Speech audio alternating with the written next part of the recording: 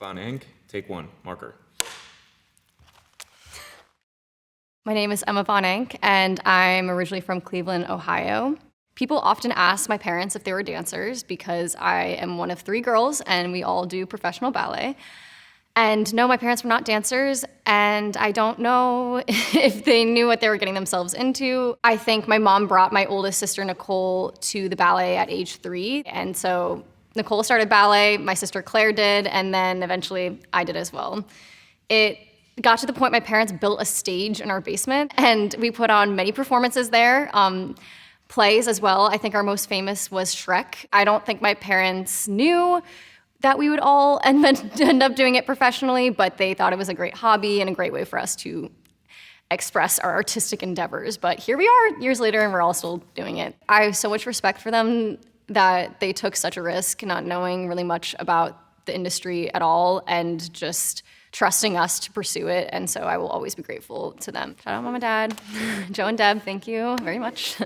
Downtime and relaxing, what is that? You have to work really hard sometimes to find time to relax, especially with our rigorous schedule. But something I found relaxes me, I do like reading. So sometimes reading on my heating pad just kind of calms me down. My one friend really loves hot pot. So sometimes on a weekend, we will go and we'll spend a couple hours with our spicy broth, like in a big bowl, and you can add mushrooms and dumplings and meat and spinach and veggies, and we'll just spend a couple hours just chatting, catching up while eating hot pot. And I found something very therapeutic and relaxing in that. Just kind of like getting out of the neighborhood, trying different food is something that I think is really relaxing and a separation from work.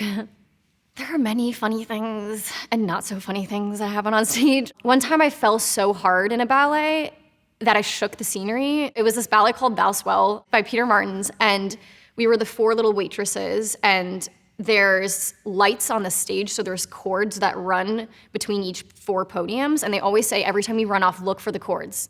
I'd done it a couple times, and I, at one point, ran off, and I cleared behind one of the podiums, but tripped over the cord and face planted so hard the mirror in the back just shook. I thought it was funny, but when our rep director, Glenn Keenan, came back, she said, "Who ran into the scenery?" And I didn't have the heart to tell her I belly flopped so hard, I just shook the foundations of the scenery, but to this day, I don't think she knows it was me. So sorry, Glenn, if you see this, it was me. I think something that might surprise people, I really don't like bowing on stage. I don't know why that is, but sometimes like the pause of taking to bow for some reason feels like it's breaking the 4th wall to me. I once was bowing at the end of a variation, and a rep director said, "You look like you're apologizing. You look like you're apologizing to the audience. You are also in a way thanking them. You know, they spent the time to watch you, and you sacrificed so many weeks and time and effort into those 5 minutes you were on stage. So like, take your bow, you know?" I think the hardest times to bow are when you were not happy with your performance. And something that I think about a lot is when Silas Farley was here, and he said to me, he was like, "You know, Emma, you can't be dancer and critic at the same time. When you're out there, you are a dancer. You have to just be in the moment. You are pouring it out for the show."